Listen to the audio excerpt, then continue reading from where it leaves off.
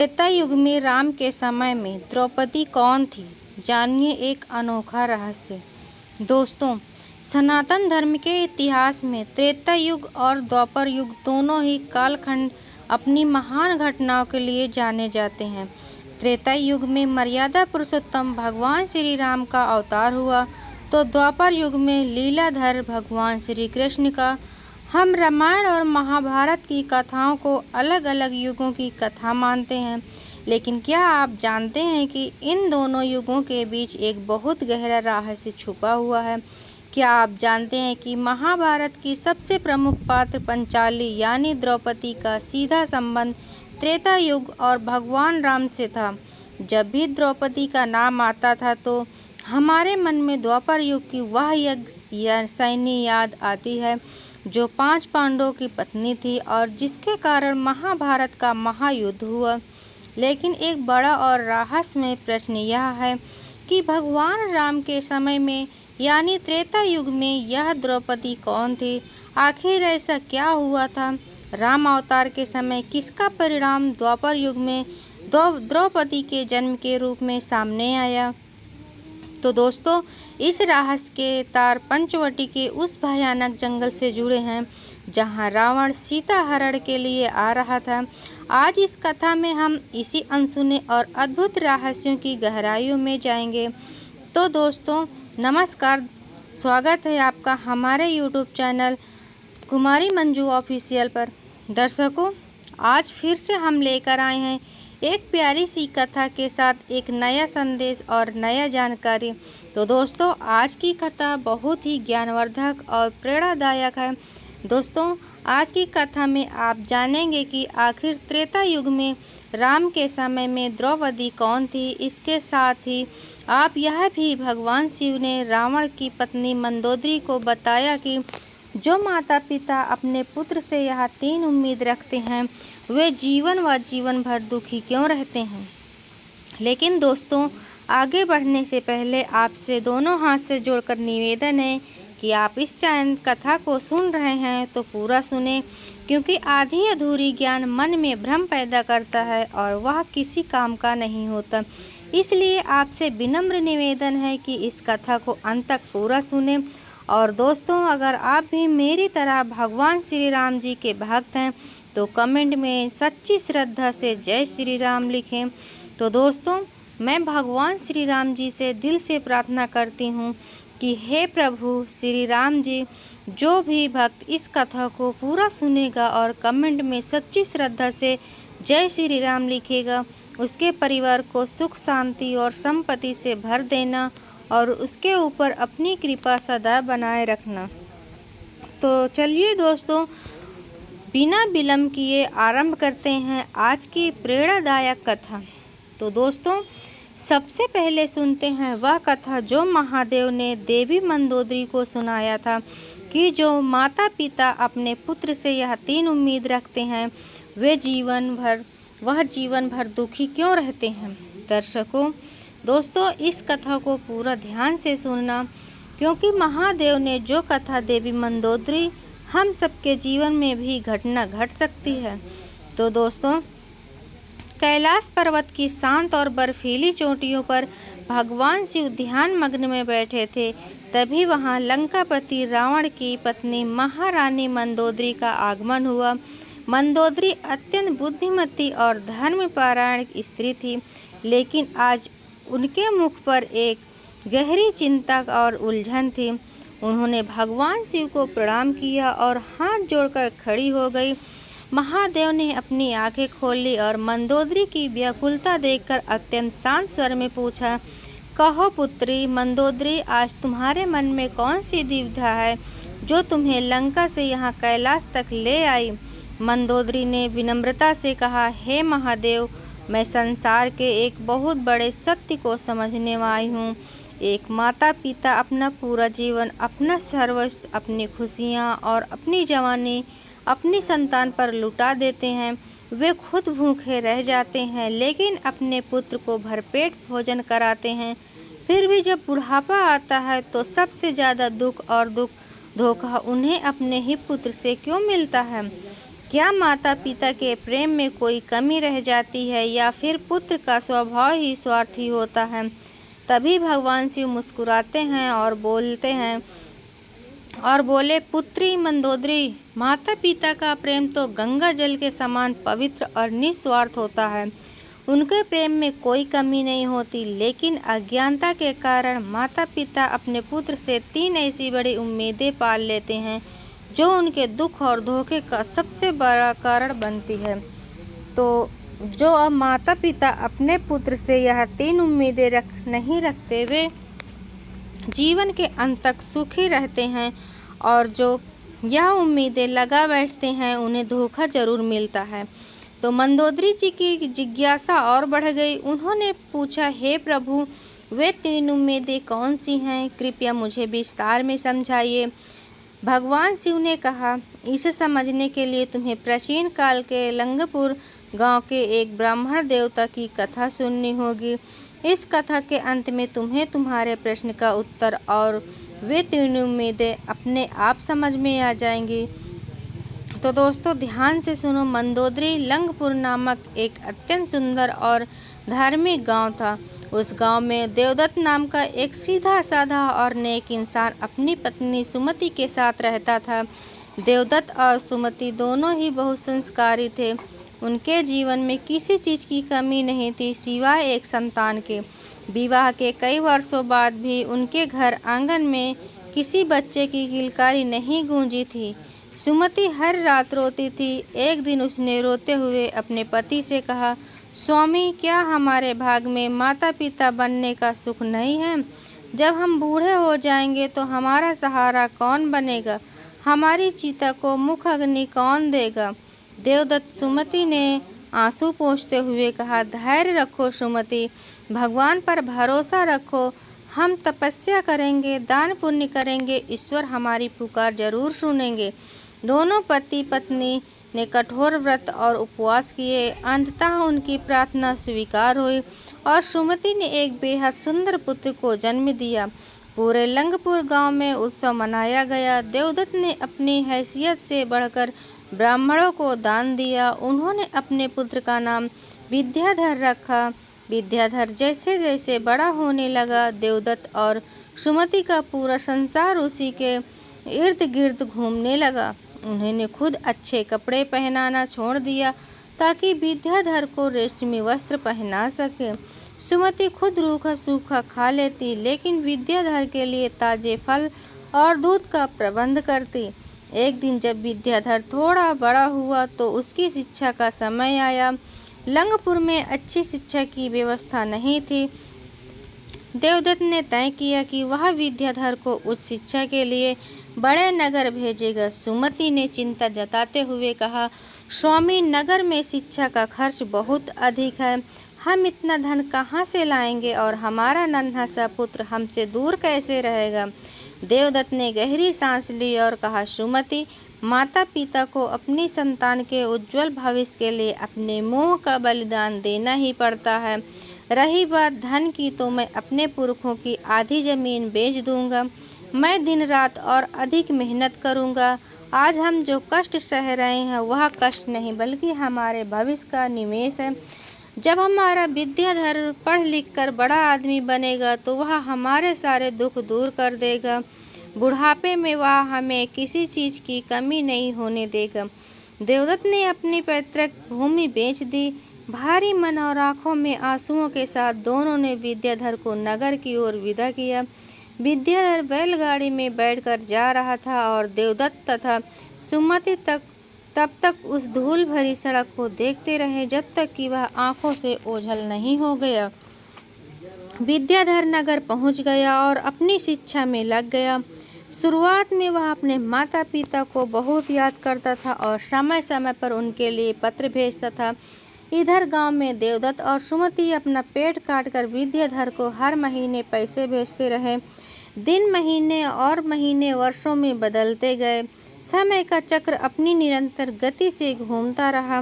नगर की चकाचौंध, ऊंचे ऊंचे भवन और वहां की विलासित ने धीरे धीरे विद्याधर के मन पर अपना गहरा प्रभाव डालना शुरू कर दिया था। नगर के धनी लोगों का रहन सहन और उनका ऐश्वर्य देखकर विद्याधर को अब अपना गांव लरंगपुर, अपनी वह छोटी सी झोपड़ी और अपने माता पिता की सादगी बहुत पिछड़ी हुई और गंवार लगने लगी थी। शुरुआत के दिनों में जो पत्र हर सप्ताह गांव आते थे, अब वो महीनों में एक बार आने लगे थे। इधर गांव में देवदत्त और सुमति के शरीर अब उम्र से बोझ तले दबने लगे थे। देवदत्त की कमर झुक गई थी और सुमति की आंखों की रोशनी कमजोर पड़ने लगी थी। वे दोनों बूढ़े माता पिता हर दिन अपनी चौखट पर बैठकर विद्याधर के पत्र या उसके लौटने आने की राह देखते रहते थे। एक दिन सुमति ने अत्यंत उदास और कांपते स्वर में कहा, स्वामी, विद्याधर का कोई समाचार आए हुए 6 महीने से ऊपर हो गए। मेरा मन बहुत घबरा रहा है। कहीं मेरा लाल इस अजनबी नगर में किसी मुसीबत में तो नहीं फंस गया।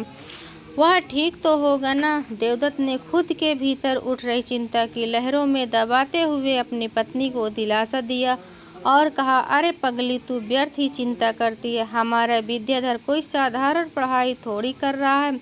वह नगर के सबसे बड़े और कठोर गुरुकुल में है। उसे दिन रात अपनी पुस्तकों में ध्यान लगाना पड़ता होगा। उसके पास पत्र लिखने का समय ही कहाँ बचता होगा।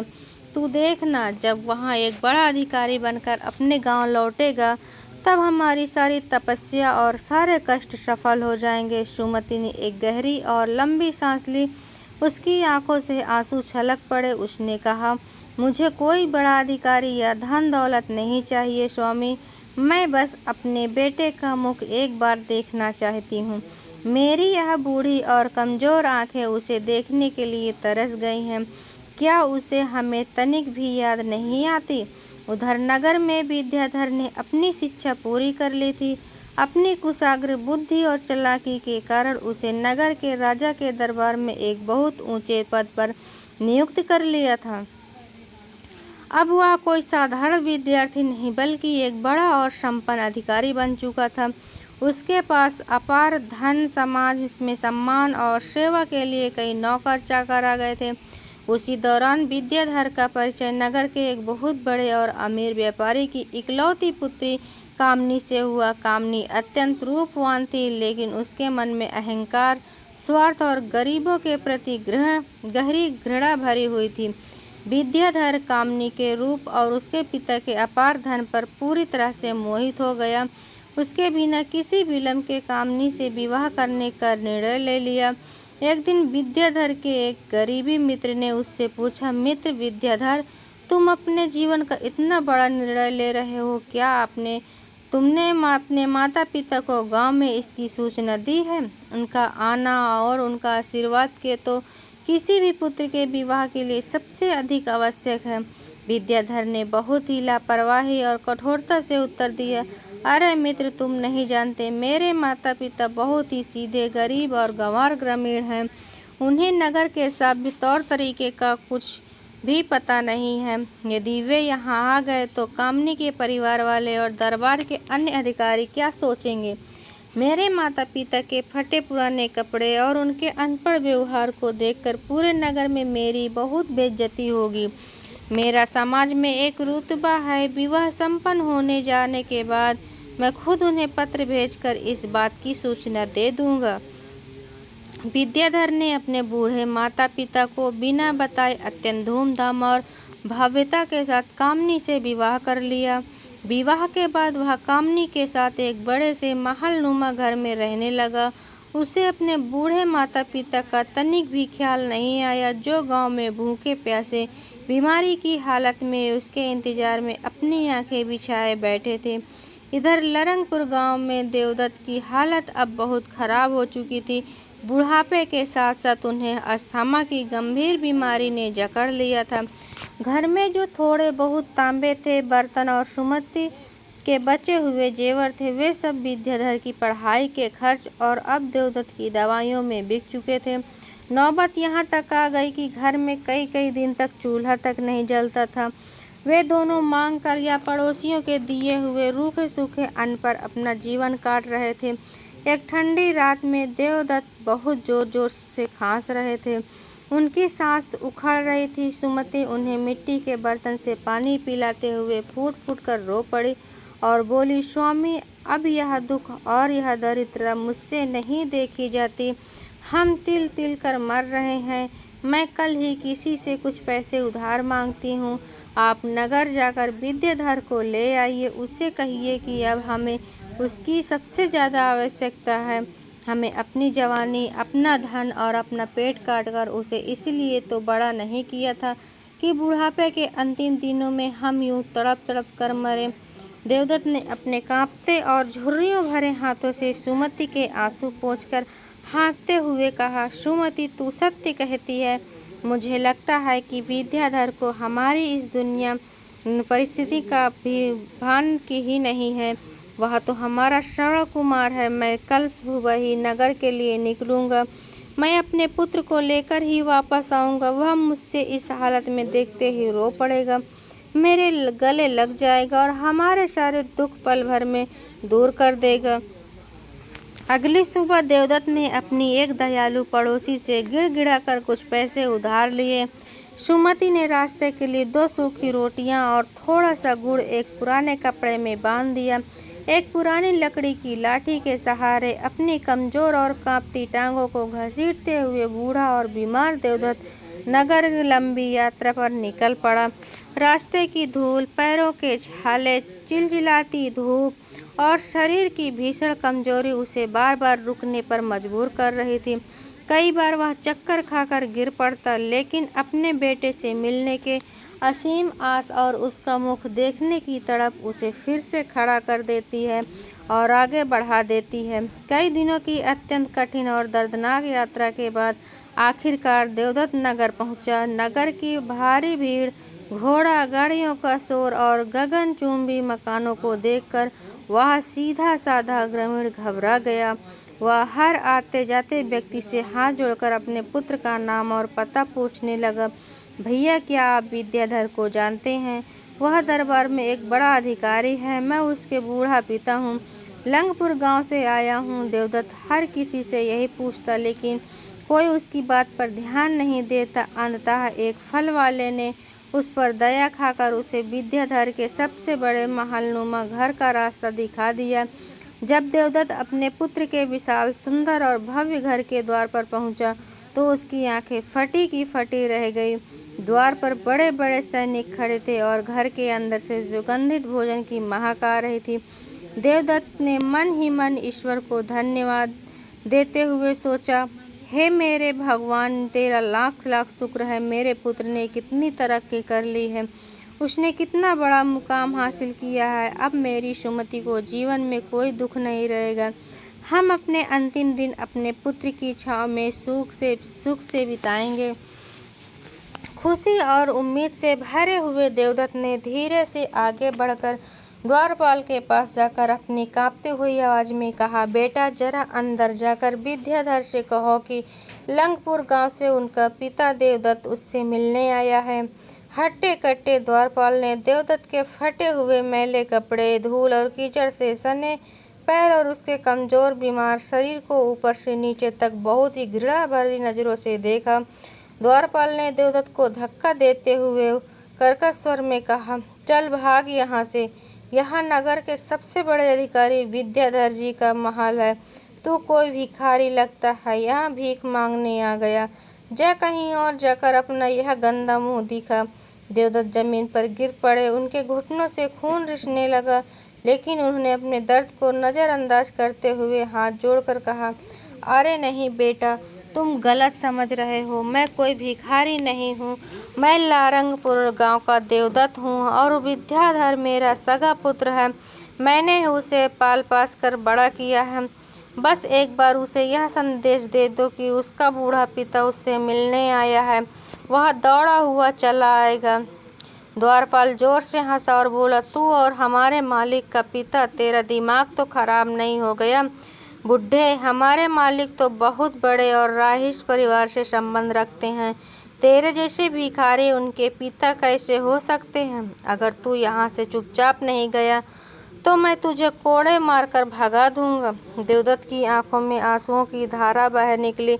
वे जमीन पर बैठकर फूट फूट कर रोने लगे और जोर जोर से विद्याधर का नाम पुकारने लगे। विद्याधर, ओ मेरे बेटे विद्याधर, बाहर आ मेरे लाल, देख तेरा बूढ़ा बाप इतनी दूर से तुझे देखने आया है। विद्याधर बाहर हो रहे इस शोर शराबे और रोने की आवाज़ ने महल के अंदर बैठे विद्याधर का ध्यान खींचा। वह अपनी पत्नी कामिनी के साथ भोजन कर रहा था। शोर सुनकर उसके माथे पर बल पड़ गए। विद्याधर ने क्रोधित स्वर में कहा, यह मेरे महल के बाहर कैसा शोर हो रहा है? कौन है जो मेरी शांति भंग कर रहा है? वह तेजी से कदमों के साथ मुख्य द्वार की ओर बढ़ा। जैसे ही उसने द्वार खोला और बाहर का दृश्य देखा, उसके पैरों तले से जमीन खिसक गई। सामने जमीन पर धूल और कीचड़ में सना हुआ लाठी के सहारे बैठा वह वृद्ध व्यक्ति कोई और नहीं बल्कि उसका अपना पिता देवदत्त था। देवदत्त की हाल देखकर विद्याधर अंदर तक कांप गया, लेकिन खुशी से नहीं बल्कि डर और शर्म से। देवदत्त ने जैसे ही अपने पुत्र को देखा, उसकी कमजोर आंखों में एक अनोखी चमक आ गई। वे अपने सारे दर्द भूलकर कांपते हुए पैरों से खड़े हुए और आगे बढ़कर बोले, विद्याधर मेरे बच्चे, तू कितना बड़ा हो गया है। देख, तेरा पिता आ गया। मैं जानता था कि तुम मुझे देखकर बहुत खुश होगा। देवदत्त अपने पुत्र को गले लगाने के लिए आगे बढ़े, लेकिन तभी पीछे से कामिनी बाहर आ गई। उसने देवदत्त को घृणा भरी नजरों से देखा और अपनी नाक सिकोड़ते हुए विद्याधर से पूछा, स्वामी, यह गंदा और बदबूदार भिखारी कौन है और यह आपको अपने पुत्र के रूप में क्यों पुकार रहा है? क्या यह पागल है? विद्याधर का दिल जोर से धड़कने लगा। एक तरफ उसका वह बूढ़ा पिता था जिसने अपना सब कुछ बेचकर उसे इस मुकाम तक पहुंचाया था, और दूसरी तरफ उसकी अमीर अहंकारी पत्नी और समाज में उसका रुतबा था। यदि उसने आज इस गरीब और फटे हाल व्यक्ति को अपना पिता मान लिया तो कामिनी उसे भी कभी सम्मान नहीं देगी और पूरे नगर में उसकी हंसी उड़ेगी। स्वार्थ और अहंकार ने एक पल में पुत्र धर्म का गला घोट दिया। विद्याधर ने अपने पिता की तरफ अत्यंत ठंडी और अजनबी नज़रों से देखा। उसने कामिनी से कहा, मैं नहीं जानता प्रिय कि यह पागल इंसान कौन है। नगर में ऐसे बहुत से भिखारी घूमते रहते हैं जो किसी को भी अपना रिश्तेदार बताकर पैसे ऐंठने की कोशिश करते हैं। यह सुनकर देवदत्त के पैरों के नीचे से मानो पूरी धरती ही खिसक गई। उनके कानों में को विश्वास नहीं हो रहा था कि जिस पुत्र के लिए उन्होंने अपनी पूरी जवानी और अपना पूरा जीवन दांव पर लगा दिया था, वह आज उन्हें पहचानने से इनकार कर रहा था। देवदत्त ने रंगे हुए गले और कांपते हाथों से कहा, यह तू क्या कह रहा है विद्याधर? तू मुझे नहीं पहचानता? मैं तेरा पिता देवदत्त हूँ। याद कर लारंगपुर गांव की एक वह छोटी सी झोपड़ी मैंने अपनी पुश्तैनी जमीन बेच दी थी ताकि तू इस नगर में पढ़ सके। तेरी माँ सुमति ने कई दिनों से भूखे रह कर तेरे लिए पैसे जोड़े थे। आज वह गांव में बीमार पड़ी, वह तेरे बिना मर रही है। बेटा, क्या तूने अपनी माँ का प्यार और अपने पिता का त्याग सब कुछ भुला दिया? कामिनी ने गुस्से से विद्याधर की ओर देखा और कहा, स्वामी, यह भिखारी तो आपका नाम और गांव भी जानता है।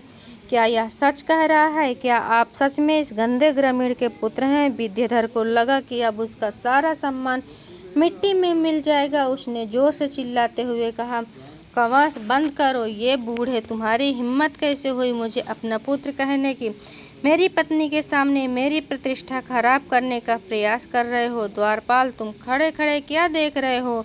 इस पागल भिखारी को धक्के मारकर मेरे महल की सीमा से बाहर फेंक दो और ध्यान रहे कि यह दोबारा मेरे घर के आसपास भी नजर न आए।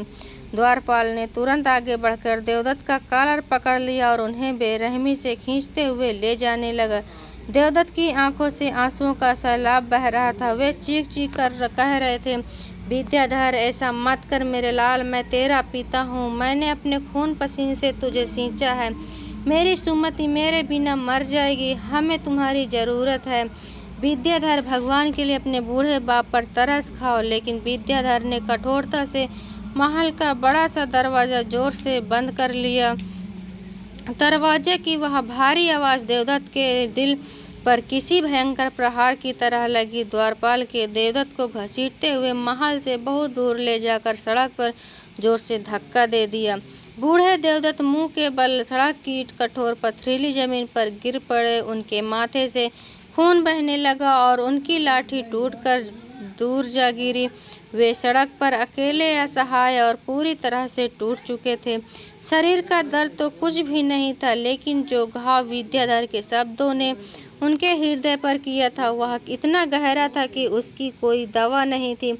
जिस पुत्र से उन्होंने अपने बुढ़ापे का सहारा बनने की सबसे बड़ी उम्मीद लगा रखी थी, आज उसी पुत्र ने उन्हें एक लावारिस भिखारी की तरह सड़क पर फेंक दिया था। देवदत्त आसमान की तरफ देखकर फूट फूट कर रोने लगे। हे भगवान, यह कैसा न्याय है? क्या एक पिता को अपने बेटे से प्यार करने की यही सज़ा मिलती है? मेरे सुमति का क्या होगा? मैं उसे जाकर क्या जवाब दूंगा? देवदत्त की आंखों के सामने बार बार विद्याधर का वह कठोर चेहरा और बंद होता हुआ दरवाज़ा आ रहा था। उनका दिल इस भयंकर धोखे और पीड़ा से फटा जा रहा था। वे वहीं सड़क पर पड़े पड़े अपने भाग्य को और अपनी उन उम्मीदों को कोसने लगे जो उन्होंने अपने पुत्र से बांधी थी। काफ़ी देर तक वही बेसुध पड़े रहे के बाद एक दयालु राहगीर ने उन्हें सहारा देकर उठाया और उनकी टूटी लाठी पकड़ा दी। अपनी टूटी लाठी के सहारे लड़खड़ाते कदमों से देवदत्त ने वापस लारंगपुर की ओर अपनी यात्रा शुरू की। जब वह नगर आए थे तो उनके दिल में एक उम्मीद थी, एक पिता का विश्वास था, लेकिन अब जब वह लौट रहे थे तो उनके अंदर का पिता पूरी तरह से मर चुका था। कई दिनों की दर्दनाक, भूखी प्यासी और थका देने वाली यात्रा के बाद देवदत्त आखिरकार अपने गांव लारंगपुर पहुंचे। उनके कदम घर की ओर बढ़ने से इनकार कर रहे थे। उन्हें अपने ही घर के दरवाजे पर जाने से डर लग रहा था, लेकिन खुद को घसीटते हुए अपनी झोपड़ी के द्वार तक पहुंच ही गए। द्वार पर सुमति अपनी पथराई आंखों में रास्ते को निहार रही थी। जैसे ही उसने देवदत्त को अकेले, लहूलुहान और फटे हाल लौटते हुए देखा, उसके पैरों तले से जमीन खिसक गई। वह दौड़ती हुई हाँफ अपने पति के पास पहुंची। सुमति ने घबराते हुए पूछा, स्वामी, आपकी यह क्या हालत हो गई है? आपके माथे पर यह चोट कैसी है? और हमारा विद्याधर कहाँ है? क्या वह आपसे साथ नहीं आया? क्या यह ठीक तो है? देवदत्त के पैरों ने जवाब दे दिया और वे वही मिट्टी पर बैठ गए। उनकी आंखों से आंसुओं की अविरल धारा बहने लगी। उन्होंने सुमति का हाथ कसकर पकड़ा और रुंधे हुए गले से कहा, सुमति, हमारा विद्याधर अब इस दुनिया में नहीं रहा, वह मर चुका है। यह सुनते ही सुमति के होश उड़ गए। उसकी सांसें जैसे गले में अटक गई। वह जोर से चीखी और रोते हुए बोली, यह आप क्या कह रहे हैं? स्वामी, मेरे लाल को क्या हो गया? वह तो नगर में बड़ा अधिकारी था। मुझे सच बताइए, मेरे बेटे के साथ यह सब कैसे हुआ? कौन है वह जिसने मेरे बेटे को मार दिया? देवदत्त ने गहरी सांस ली और अपने आंसुओं को पोंछते हुए कहा, नहीं सुमति, वह शरीर से नहीं मरा, वह जीवित है, लेकिन उसके अंदर का पुत्र, उसके अंदर का इंसान मर चुका है। वह अब एक बड़ा अधिकारी जरूर बन गया है, लेकिन उसने अपने माता पिता को अपने मन से मार दिया। सुमति ने व्याकुल होकर पूछा, स्वामी, मुझे पहेलियां मत बुझाइए, मेरे मन में बुरे बुरे ख्याल आ रहे हैं। साफ साफ बताइए कि नगर में क्या हुआ? सारा हमारा विद्याधर आपके साथ क्यों नहीं आया? देवदत्त ने अपने दर्द को शब्दों में पिरोते हुए कहा, सुमति, मैं उसके भव्य महल तक गया था। उसने एक बहुत अमीर घराने की लड़की से ब्याह कर लिया। उसके पास बहुत धन दौलत और नौकर चाकर है। जब मैंने उसे उसके द्वार पर जाकर आवाज़ लगाई तो वह बाहर आया, लेकिन अपनी अमीर और अहंकारी पत्नी के सामने उसने मुझे अपना पिता मानने से साफ इनकार कर दिया। उसने मुझे एक लावारिस और पागल भिखारी कहा। सुमति के हाथों से जैसे उसके जीवन का आखिरी तिनका भी छूट गया। वह फटी फटी आंखों से देवदत्त को देखने लगी। देवदत्त ने आगे रोते हुए बताया, इतना ही नहीं सुमति, उसने अपने द्वारपाल से कहकर मुझे धक्के मारकर अपने महल से बाहर फेंकवा दिया। यह चोट मुझे उसी द्वारपाल के धक्के से लगी है। विद्याधर ने खुद अपने हाथों से दरवाजे बंद कर लिया और मुझे सड़क पर मरने के लिए छोड़ दिया। जिस बेटे को हमने अपना पेट काट कर पाला, जिसके लिए अपनी ज़मीन बेच दी, आज उसी ने हमें सड़क का भिखारी बना दिया। उसके लिए हम केवल गंदे और अनपढ़ ग्रामीण हैं, जिनसे उसे शर्म आती है। यह भयानक सत्य सुनकर सुमति पूरी तरह से स्तंभ रह गई। उसके मुंह से एक शब्द नहीं निकला। उसकी आंखों से आंसू बहने एकदम बंद हो गए। वह बेजान सी होकर जमीन पर गिर पड़ी। जिस पुत्र के लिए उसने अपनी पूरी जवानी रो रो कर और भूखे रहकर गुजार दी थी, उस पुत्र का यह रूप वह सह नहीं पाई। माता पिता के निस्वार्थ प्रेम को मिले इस भयंकर धोखे ने उसके हृदय की गति को रोक दिया। देवदत्त घबरा गए। उन्होंने सुमति को हिलाते हुए कहा, सुमति आंखें खोलो। सुमति, मुझे तुम्हारी ज़रूरत है। तुम भी मुझे छोड़कर चली जाओगी तो मैं इस बुढ़ापे में कैसे जी पाऊंगा। उठो सुमति, मुझे कुछ तो बोलो। लेकिन सुमति के शरीर में कोई हलचल नहीं थी। इस गहरे सदमे ने सुमति के कमज़ोर शरीर पर प्राणघातक प्रहार किया था। विद्याधर के धोखे का सदमा उनकी जान ले गया। देवदत्त जोर जोर से रोने लगे। उनका घर, उनका संसार, उनकी जीवन संगनी, सब कुछ एक ही पल में उजड़ गया था। अब उनके पास केवल दर्द और पछतावा बचा था। सुमति निष्प्राण शरीर से लिपट कर देवदत्त का विलाप इतना हृदय विदारक था कि उसे सुनकर पूरा लारंगपुर गांव उनके आंगन में इकट्ठा हो गया। हर किसी की आंखें नम थी और चेहरे पर गहरा दुख था। गांव के लोगों ने कभी देवदत्त और सुमति को किसी से ऊंची आवाज में बात करते नहीं सुना था। आज उसी सीधे साधे परिवार पर इतना बड़ा वज्रपात हुआ था। गांव के वयोवृद्ध सरपंच ने भारी कदमों से आगे बढ़कर देवदत्त के कंधे पर हाथ रखा और बहुत ही भरे हुए स्वर में कहा, देवदत्त भाई, खुद को संभालो। जो ईश्वर को मंजूर था वही हुआ। अब सुमति के अंतिम संस्कार की तैयारी करनी होगी। मैं अभी गांव के 2 जवानों को घोड़े पर नगर भेजता हूँ। वे विद्याधर को यह दुखद समाचार दे आएंगे। आखिर एक पुत्र का सबसे बड़ा और अंतिम धर्म अपनी माता को मुख अग्नि देना ही होता है। यह सुनते ही देवदत्त ने अपनी लाल और सूजी हुई आंखों से सरपंच को देखा। उनके चेहरे पर दुख के साथ साथ अब एक भयानक क्रोध भी था। उन्होंने अपने कांपते हाथों से जोड़कर अत्यंत दृढ़ता से कहा, नहीं सरपंच जी, आप किसी को नगर नहीं भेजेंगे। मेरा कोई पुत्र नहीं है। सुमति के लिए उसका पुत्र उसी दिन मर गया था जिस दिन उसने अपने माता पिता को पहचानने से इनकार कर दिया। जिस बेटे ने अपनी माँ को जीते ही जी खून के आंसू रुलाए, मैं उसके पवित्र हाथों से मेरी सुमति के शरीर को छूने भी नहीं दूंगा। सरपंच और वहां खड़े सभी गांव वाले हैरान रह गए। किसी को समझ नहीं आ रहा था कि देवदत्त ऐसा क्यों कह रहे हैं। तब देवदत्त ने रोते हुए नगर की वह पूरी दर्दनाक घटना गांव वालों को बताई, जैसे कैसे विद्याधर ने अपनी अमीर पत्नी के सामने अपने भिखारी कहकर धक्के मारकर निकाल दिया। यह सब सुनकर ग्रामीण का खून खौल उठा। वहाँ खड़ी औरतें ने सुमति के निर्जीव चेहरे को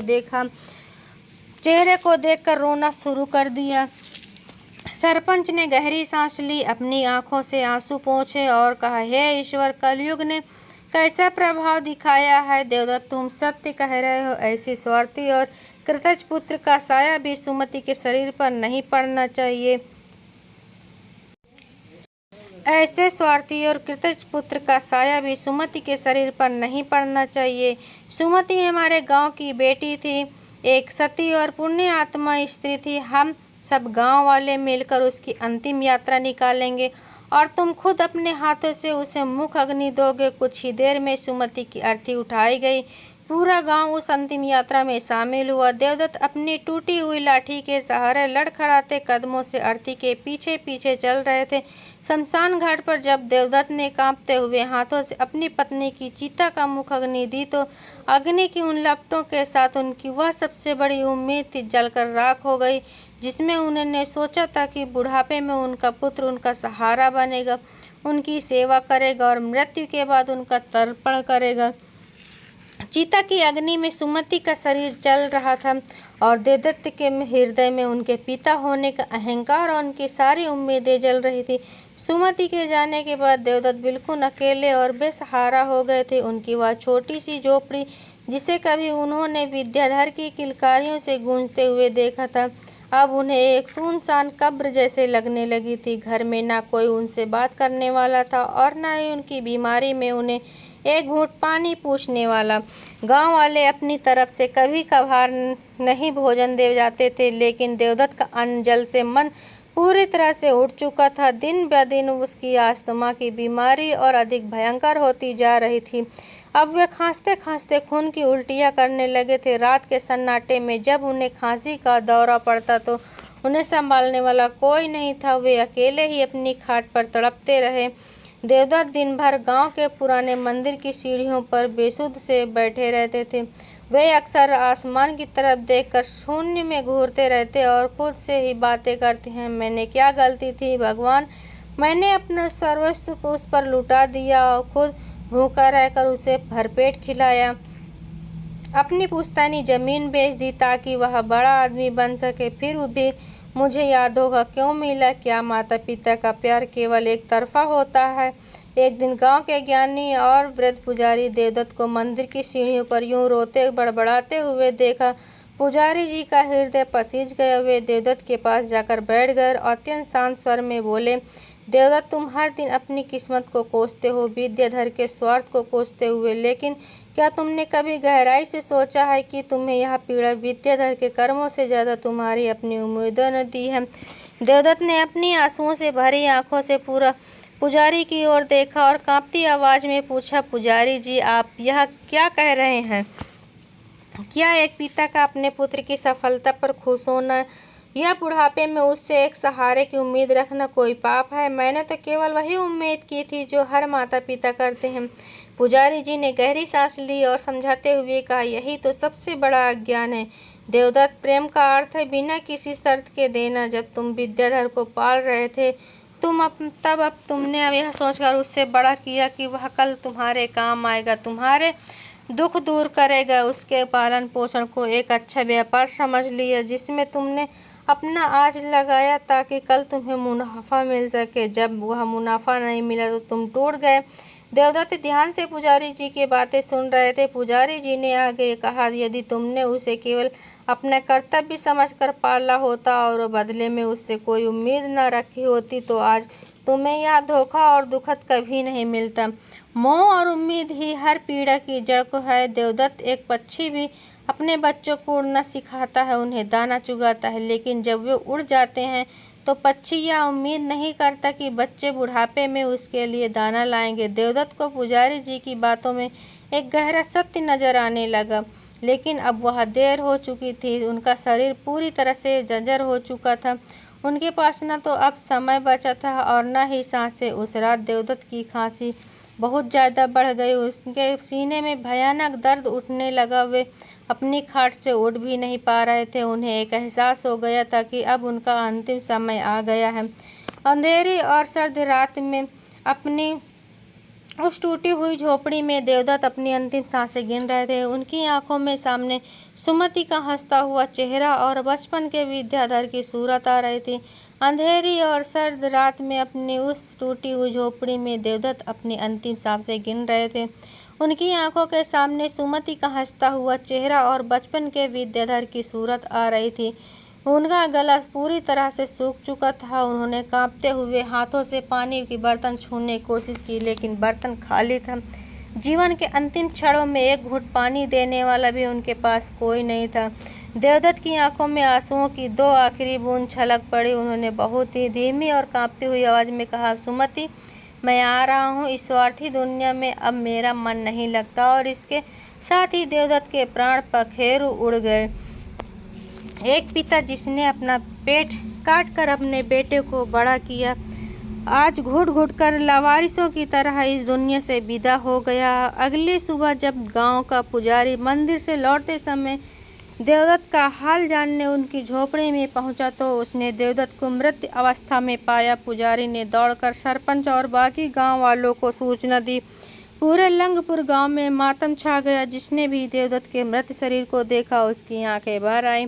सरपंच ने अत्यंत दुखी मन से कहा, देवदत्त भाई, तुम्हारे इस दुख का अंत तुम्हारी मृत्यु के साथ ही हो गया। यह दुनिया तुम्हारे जैसे निस्वार्थ पिता के लायक नहीं थी। गांव वालों ने मिलकर देवदत्त की अंतिम यात्रा की तैयारी की। किसी ने भी विद्याधर को सूचना देने का विचार नहीं किया, क्योंकि सभी जानते थे कि उस पापी पुत्र के आने से देवदत्त की आत्मा को और अत्यधिक कष्ट होगा। शमशान घाट पर उसी सरपंच ने देवदत्त की चिता को मुखाग्नि दी। आग की लपेटों ने देवदत्त ने उस झरझर शरीर को राख में बदल दिया।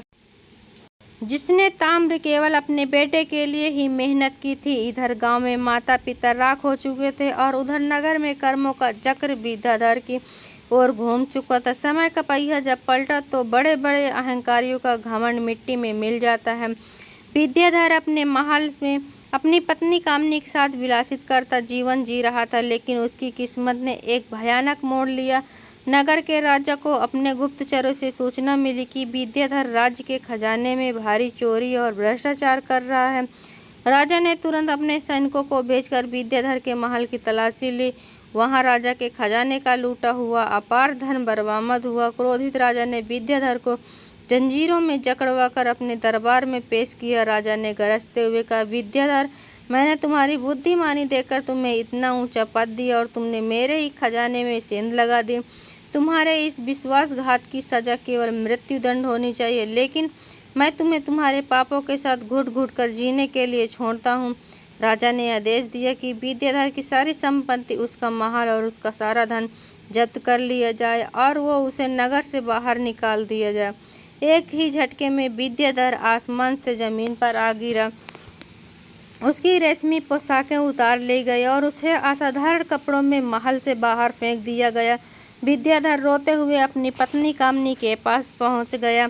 उसे उम्मीद थी कि कामनी इस बुरे वक्त में उसका साथ देगी। उसने कामनी के सामने हाथ जोड़कर कहा, कामनी, मेरा सब कुछ छीन गया। राजा ने मुझे बर्बाद कर दिया। अब मेरे पास तुम ही हो, एक मेरा इकलौता सहारा हो। मेरे साथ यहाँ से चलो, हम कहीं दूर जाकर एक नई शुरुआत करेंगे। कामनी ने विद्याधर को बहुत ही ठंडी और घृणा भरी नज़रों से देखा। वह जोर से हंसी और बोली, तुम्हारे साथ चलूं? एक भिखारी के साथ? विद्याधर, तुम भूल रहे हो कि मैंने तुमसे विवाह तुम्हारे रूप या तुम्हारे गुणों के लिए नहीं किया था। मैंने विवाह तुम्हारे रुतबे और तुम्हारे धन से किया था। अब जब तुम्हारे पास फूटी कौड़ी भी नहीं है तो तुम मेरे किस काम के?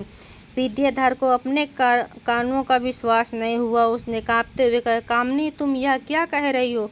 मैं तुम्हारा पति हूँ। हमने अग्नि को साक्षी मानकर 7 फेरे लिए हैं। तुम मुझे इस हालत में छोड़कर कैसे जा सकती हो? कामनी ने कठोरता से कहा, अग्नि के फेरों की बात तो तुम मत करो विद्याधर। जो इंसान अपने बूढ़े माता पिता का सगा नहीं हो सका, जिन्होंने उसे जन्म दिया और अपना खून पसीना एक करके बड़ा किया, वह इंसान मेरा सगा क्या होगा? तुमने अपनी पत्नी, अमीर पत्नी के अहंकार के लिए अपने बाप को सड़क पर धक्के मारकर फेंकवा दिया। आज मैं उसी अहंकार के साथ तुम्हें अपने घर से धक्के मारकर निकाल रही हूँ। द्वारपाल, इस भिखारी को धक्के मारकर बाहर निकाल दो और ध्यान रहे कि यह दोबारा मेरे घर के आसपास भी नजर न आए। विद्याधर के पैरों तले से जमीन खिसक गई। कामनी के शब्द बिल्कुल वैसे ही थे जैसे शब्द उसने अपने पिता देवदत्त के लिए इस्तेमाल किए थे। आज इतिहास खुद को दोहरा रहा था।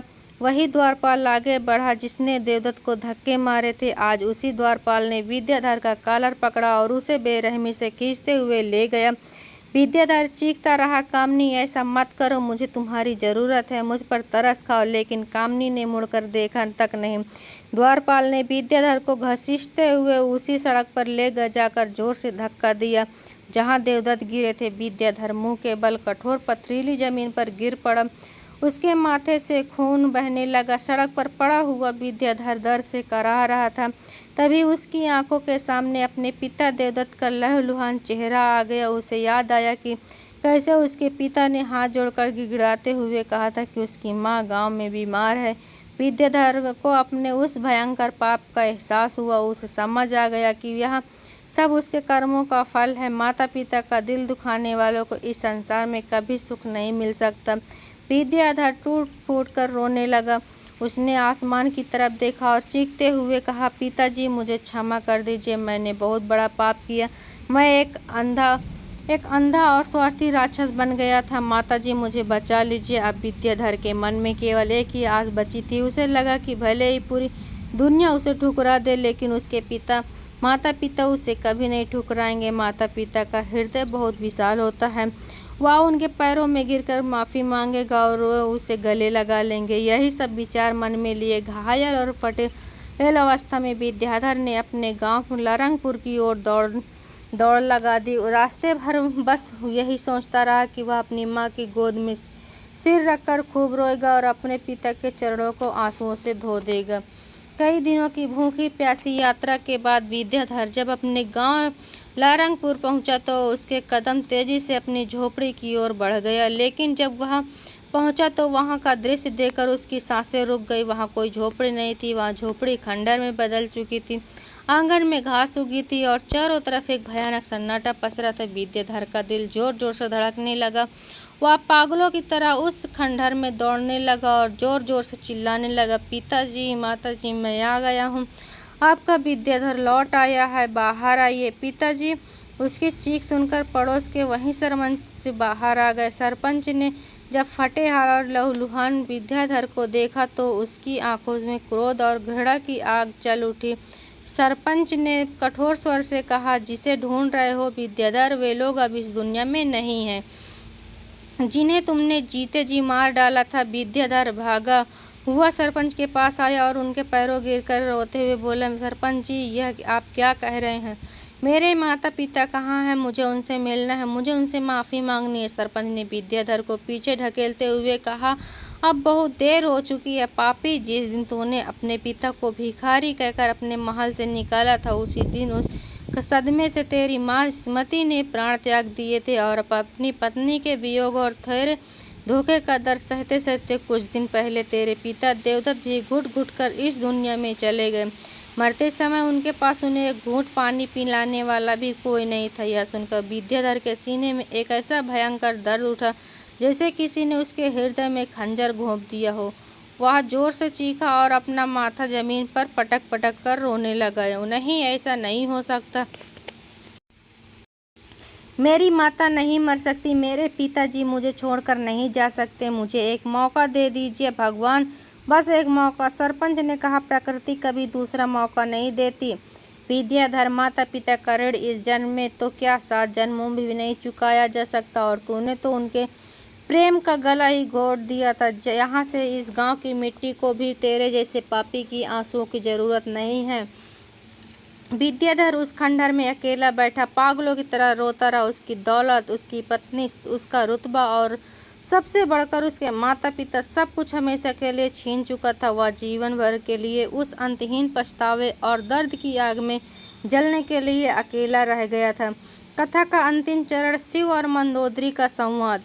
भगवान शिव ने कथा को यहाँ रोक दिया। कैलाश पर्वत पर एक गहरी शांति छा गई थी। मंदोदरी की आंखों में भी आंसू बह रहे थे। वह देवदत्त और सुमति की इस दुखद कथा ने मंदोदरी के हृदय को अंदर तक झकझोर कर रख दिया था। महादेव ने अत्यंत शांत से और गंभीर स्वर में कहा, मंदोदरी, यह केवल देवदत्त और सुमति की कथा नहीं है, बल्कि संसार के उन लाखों माता पिता की कथा है जो अपने बच्चों के प्रेम में अंधे होकर अपने जीवन का सबसे बड़ा धोखा खाते हैं। पुत्र कभी धोखा नहीं देता, बल्कि माता पिता की अपनी ही उम्मीदें उन्हें धोखा देती हैं और उनका अंत दुखद बना देती है। भगवान शिव ने कथा को यहाँ रोक दिया।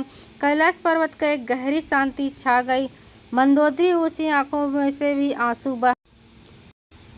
देवदत्त और सुमति की इस दुखद कथा ने मंदोदरी के हृदय को अंदर तक झकझोर कर रख दिया था। मंदोदरी ने अपने आंसू पोंछते हुए हाथ जोड़कर कहा, हे महादेव, देवदत्त और सुमति की इस हृदय विदारक कथा ने मेरे मन के कई संशय दूर कर दिए हैं। विद्याधर जैसे पुत्र ने जो पाप किया, उसका भयानक दंड भी उसे मिल गया। वह जमीन पर अपने माता पिता के वियोग और पश्चाताप की आग में जलता रहेगा। परंतु हे तीनों लोगों के स्वामी, आप कृपा करके मेरे उस मुख्य प्रश्न का उत्तर दीजिए जिसके लिए मैं आपके पास आई हूँ।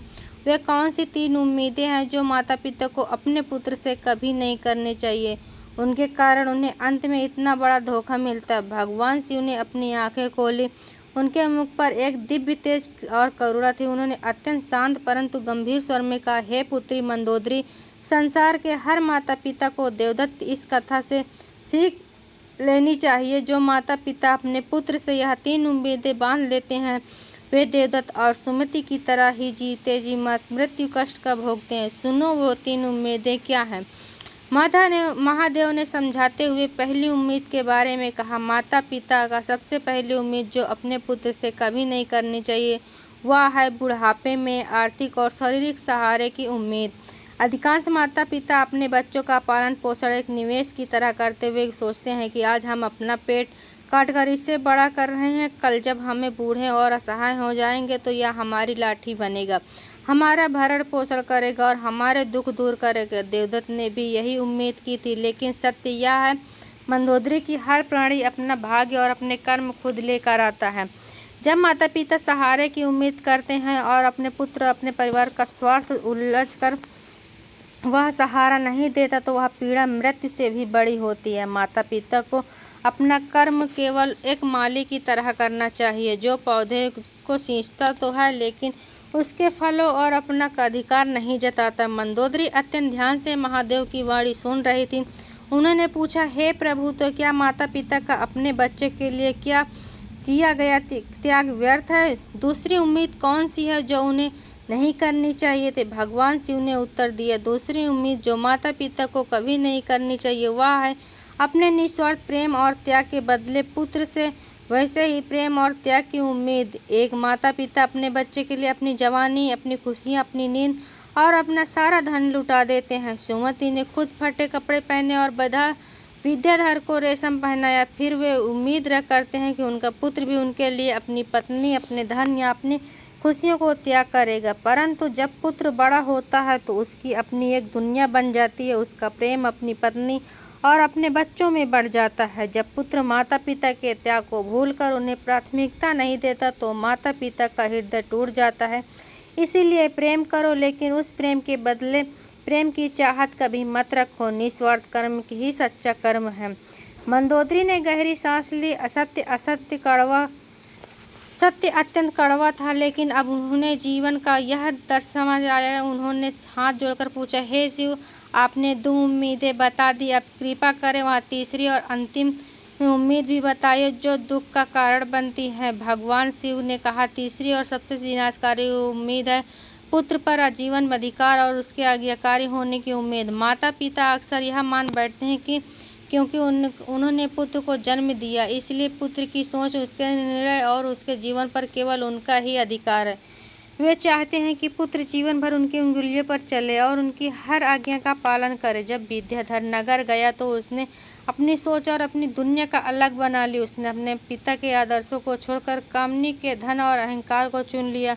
जब बच्चे बड़े होकर माता पिता की सोच से अलग चलते हैं या उनकी बातें नहीं मानते तो माता पिता इसे अपना अपमान समझते हैं। इसलिए माता पिता को यह समझना चाहिए कि पुत्र उनके माध्यम से इस संसार में आया है, लेकिन वह उनकी संपत्ति नहीं है, उसका अपना एक स्वतंत्र जीवन है। भगवान शिव ने अपनी बात को समाप्त करते हुए कहा, मंदोदरी, जो माता पिता अपने पुत्र को जन्म देने के बाद इस 3 उम्मीद को त्याग कर देते हैं वे कभी दुखी नहीं होते। वे अपने कर्तव्यों का पालन करते हैं और ईश्वर की भक्ति में अपना बुढ़ापा शांति से बिताते हैं। लेकिन जो देवदत्त की तरह इस उम्मीद को बेड़ियों में बांध देते हैं उनका अंत हमेशा भाविक, दुखद और धोखे से भरा होता है। धोखा पुत्र नहीं देता बल्कि माता पिता की अपनी ही उम्मीदें उन्हें धोखा देती हैं। मंदोदरी ने दोनों हाथ जोड़कर भगवान शिव को प्रणाम किया। उनके सभी प्रश्नों के उत्तर उन्हें मिल चुके थे। उन्होंने गदगद कंठ से कहा, हे महादेव, अब आपने आज मुझे जीवन का सबसे बड़ा सत्य समझा दिया है। आसक्ति और उम्मीद ही हर दुख का कारण है। मैं आपको बारंबार प्रणाम करती हूँ। कैलाश पर एक बार फिर से शांति छा गई। लरंगपुर के उस खंडहर में बैठा विद्याधर अपने कर्मों की सजा काटते हुए आज भी रो रहा था, लेकिन अब उसके आंसू पोंछने के लिए ना सुमति थी और ना ही देवदत्त। माता पिता के निस्वार्थ प्रेम और इंसान के स्वार्थ की यह दुखद कथा अनंत काल के लिए समय के पन्नों पर दर्ज हो गई है। दर्शकों, कथा कभी अभी समाप्त नहीं हुई है। आइए अब जानते हैं त्रेता युग में राम के समय में द्रौपदी कौन थी। दर्शकों, यह कथा शुरू होती है त्रेता युग के उस समय से जब भगवान राम माता सीता और लक्ष्मण जी के साथ दंडकारण्य वन में अपना वनवास व्यतीत कर रहे थे। एक दिन भगवान राम को अपने दिव्य ज्ञान से यह आभास हो गया कि लंकापति रावण माता सीता का हरण करने के लिए आने वाला है। राम जी जानते थे कि माता जी साक्षात लक्ष्मी का रूप है और किसी भी पापी का उन्हें स्पर्श करना असंभव है। रावण के वध का समय निकट आ चुका था, लेकिन इस लीला को रचने के लिए एक बहुत बड़ी योजना आवश्यक थी। भगवान राम ने लक्ष्मण को किसी कार्य से वन में भेज दिया। जब कुटिया में केवल राम और सीता रह गए तब श्री राम ने माता सीता से कहा। श्री राम बोले, हे सीते, अब वह समय आ गया है जब रावण तुम्हारे हरण का दुस्साहस करेगा। मैं नहीं चाहता कि उस पापी की छाया तुम पर पड़े, इसलिए जब तक मैं राक्षसों का विनाश कर रहा हूँ तुम अग्निदेव के संघर्ष में निवास करो। माता सीता ने हाथ जोड़कर कहा, हे नाथ, जैसी आपकी आज्ञा, मैं आपके हर निर्णय में आपके साथ हूँ, परंतु मेरे बिना रावण का हरण का उद्देश्य कैसे पूरा होगा? यह लीला कैसे रची जाएगी? श्री राम ने मुस्कुराते हुए अग्निदेव का आवाहन किया। उसी क्षण अग्निदेव प्रकट हुए। अग्निदेव ने प्रणाम करते हुए कहा, हे नारायण, मुझे स्मरण करने का क्या कारण है? मैं आपकी क्या सेवा कर सकती हूँ? श्री राम ने कहा, हे अग्निदेव, रावण सीता का हरण करने आ रहा है। आप मेरी असली सीता को अपने भीतर सुरक्षित रखें और उनके स्थान पर एक माया सीता यानी एक छाया सीता का निर्माण करें जो बिल्कुल मेरी सीता जैसी हो दिखे। रावण उसी माया सीता का हरण करेगा और इसी माया सीता के माध्यम से रावण के विनाश की लीला पूरी होगी। अग्निदेव ने तुरंत श्री राम की आज्ञा का पालन किया। माता सीता अग्नि में समा गई और उनकी जगह बिल्कुल उन्हीं के रूप में, रंग और स्वभाव वाली एक माया सीता प्रकट हो गई। श्री राम और अग्निदेव के अलावा यह रहस्य लक्ष्मण जी तक को नहीं पता था। कुछ ही समय बाद योजना के अनुसार रावण वहां आया और उसने उसी माया सीता का हरण कर लिया। रावण माया सीता को लेकर लंका चला गया। माया सीता ने अशोक वाटिका में एक बंदी के रूप में कठोर यातनाएं ये सही। उन्होंने असली माता सीता की तरह भगवान राम के वियोग का दुख सहा।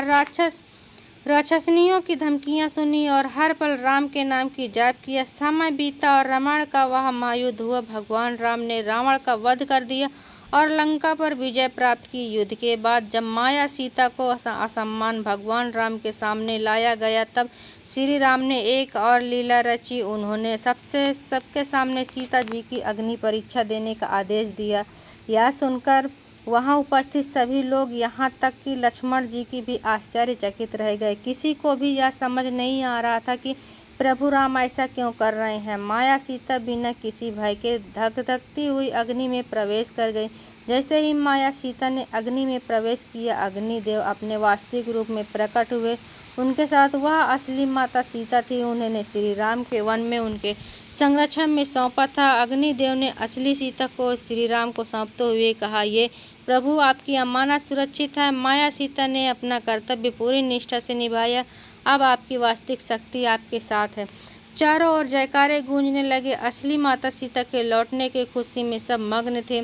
लेकिन तभी अग्नि है से वह माया सीता भी बाहर आई। उनका रूप अब भी बिल्कुल माता सीता जैसा था, लेकिन वह अब उदास थी। माया सीता के मन में एक गहरा प्रश्न था, एक पीड़ा थी। माया सीता ने हाथ जोड़कर श्री राम से पूछा, हे प्रभु, आपने मुझे जिस उद्देश्य के लिए उत्पन्न किया था वह रावण वध के साथ ही पूरा हो गया। मैंने अशोक वाटिका में आपके वियोग का कष्ट सहा, लेकिन अब जब असली माता सीता आपके पास लौट आई हैं तो मेरा क्या होगा? मेरा अपना कोई अस्तित्व नहीं है। मेरी क्या पहचान है प्रभु?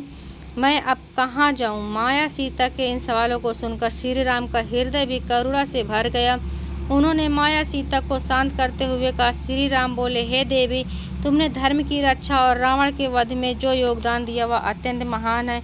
तुम्हारा यह त्याग व्यर्थ नहीं जाएगा। तुमने सीता के रूप में कष्ट सहे हैं, इसलिए तुम्हारा भी एक स्वतंत्र और महान अस्तित्व होगा, लेकिन इस जन्म में नहीं। माया सीता ने पूछा, तो फिर मुझे क्या करना होगा प्रभु? मुझे मेरे जीवन की दिशा दिखाइए। तो श्री राम ने उन्हें मार्ग दिखाते हुए कहा, तुम देवी, तुम पुष्कर तीर्थ में जाओ और वहां जाकर भगवान शिव की कठोर तपस्या करो। महादेव तुम्हारी तपस्या से प्रसन्न होकर तुम्हें वहां वरदान देंगे, जिससे तुम्हारा एक नया जन्म और नया भाग्य लिखा जाएगा। प्रभु राम की आज्ञा पाकर माया सीता पुष्कर तीर्थ की ओर चली गई। वहां पहुंचकर उन्होंने भगवान शिव की घोर तपस्या और आरंभ कर दी। वह तपस्या कोई साधारण तपस्या नहीं थी। माया सीता ने अन्न जल त्याग कर हजारों वर्षों तक शिव जी का ध्यान किया। उनकी तपस्या के तेज से तीनों लोग कांपने लगे। अतः भगवान आशुतोष शिव जी प्रसन्न होकर उनके सामने प्रकट हुए। भगवान शिव ने कहा, पुत्री, आंखें खोलो। तुम्हारी इस कठोर तपस्या से मैं अत्यंत प्रसन्न हूँ। मांगो, तुम क्या वरदान मांगना चाहते हो? माया सीता ने जब शिव जी को अपने सामने देखा तो वह भाव विभोर हो गई। उनके मन में अपने पिछले जीवन का वह सूनापन था जहाँ उनका अपमान कोई परिवार नहीं था। वे एक आदर्श और सर्वगुण संपन्न पति चाहती थी जो उनकी रक्षा कर सके। इसी भावुकता और हड़बड़ाहट में उन्होंने शिव जी से वरदान मांगना शुरू किया। माया सीता ने कहा, हे महादेव, मुझे सर्वगुण संपन्न पति दे, पति दे, पति दे, पति दे, पति दे। माया सीता ने एक ही सांस में शिव जी से 5 बार पति शब्द कह दिया। भगवान शिव मुस्कुराए। उन्होंने कहा, भगवान शिव बोले, तथास्तु। हे पुत्री, तुमने मुझसे 5 बार सर्वगुण संपन्न पति की मांग की है, इसलिए अगले जन्म में तुम्हें एक नहीं बल्कि 5 पति प्राप्त होंगे जो अपने आप में सर्वगुण संपन्न और महान वीर होंगे। यह सुनकर माया सीता चौंक गए। उन्होंने कहा, हे प्रभु, यह मैंने क्या कह दिया? एक स्त्री के 5 पति कैसे हो सकते हैं? यह तो धर्म और समाज के विरुद्ध है। कृपया अपने इस वरदान को सुधार लें। भगवान शिव ने शांत स्वर में उत्तर दिया, पुत्री, मेरे मुख से निकला हुआ संवाद वरदान कभी मिथ्या नहीं हो सकता। तुमने आज अज्ञानता में ही सही लेकिन 5 बार पति की मांग की है और यह सब विधि के विधान के अनुसार ही हुआ है। तुम चिंता मत करो, अगले जन्म में तुम अग्नि से ही प्रकट होगी। 5 पति होने के बावजूद भी इस संसार में तुम्हें सब पवित्र कन्याओं में गिना जाएगा। तुम्हारा जन्म धरती के एक बहुत बड़े पाप को मिटाने और धर्म की पुनः स्थापना के लिए होगा। तुम अपने उस नए जन्म में अत्यंत तेजस्वी और स्वाभिमानी स्त्री बनोगी। शिव जी की यह वरदान सुनकर माया सीता ने अपने नियति को स्वीकार कर लिया। अब आते हैं उस रहस्य और प्रश्न के उत्तर पर जो इस कथा के शीर्षक में पूछा गया था। त्रेता युग में राम के समय में द्रौपदी कौन थी? उत्तर है, भगवान राम के समय में द्रौपदी वही माया सीता थी। जी हाँ, जब द्वापर युग आया तब महाराजा द्रौपद ने अपने शत्रुओं का नाश करने के लिए एक महान यज्ञ किया। उसी यज्ञ की धकती हुई अग्नि से एक अत्यंत सुंदरी, तेजस्वी और श्याम वर्णमाला वाली कन्या प्रकट हुई। उस कन्या का नाम कृष्णा रखा गया, जिसे दुनिया द्रौपदी के नाम से जानती है। द्रौपदी का जन्म किसी माता के गर्भ से नहीं बल्कि अग्नि से हुआ था। ठीक वैसे ही जैसे त्रेता युग में माया सीता अग्निदेव के द्वारा प्रकट हुई थी। भगवान शिव के वरदान के अनुसार द्वापर युग में उसे माया सीता यानी द्रौपदी का विवाह 5 पांडवों से हुआ। युधिष्ठिर का धर्म, भीम का बल, अर्जुन का पराक्रम और नकुल सहदेव की सुंदरता, इन 5 के रूप में द्रौपदी को वह सर्वगुण संपन्न पति मिले जिनकी कामना उन्होंने अपने पिछले जन्म में की थी। त्रेता युग में जिस माया सीता ने एक छाया के रूप में जन्म लेकर रावण के विनाश का कारण बने, उसी माया सीता ने द्वापर युग में द्रौपदी का रूप धारण करके कौरवों के सर्वनाश और महाभारत के महायुद्ध की नींव रखी। यही वह अद्भुत रहस्य है जो त्रेता युग की माया सीता और द्वापर युग की द्रौपदी को एक ही धागे में पिरोता है। विधि का विधान भी कितना विचित्र है। जो कार्य त्रेता युग में शुरू हुआ उसकी पूर्णता द्वापर युग में जाकर हुई। तो दोस्तों, आशा करते हैं आज की कथा से आपको कुछ न कुछ सीखने को ज़रूर मिला होगा। अगर आपको यह कथा पसंद आई हो तो कमेंट में सच्ची श्रद्धा से जय श्री राम अवश्य लिखें और हमारे चैनल को सब्सक्राइब करके बेल आइकन को ऑन कर लें। और आप लोग हमारा ये कथा कहाँ से सुन रहे हैं कमेंट ज़रूर करें और आप लोग चैनल को सब्सक्राइब करके बेल आइकन को ऑन कर लें जिससे कि इसी तरह का वीडियो का नोटिफिकेशन आप लोगों के पास तुरंत पहुंचे। मिलते हैं अगले इसी तरह का रहस्यमय वीडियो के साथ। तब तक के लिए जय श्री राम, हर हर महादेव, राधे राधे दोस्तों।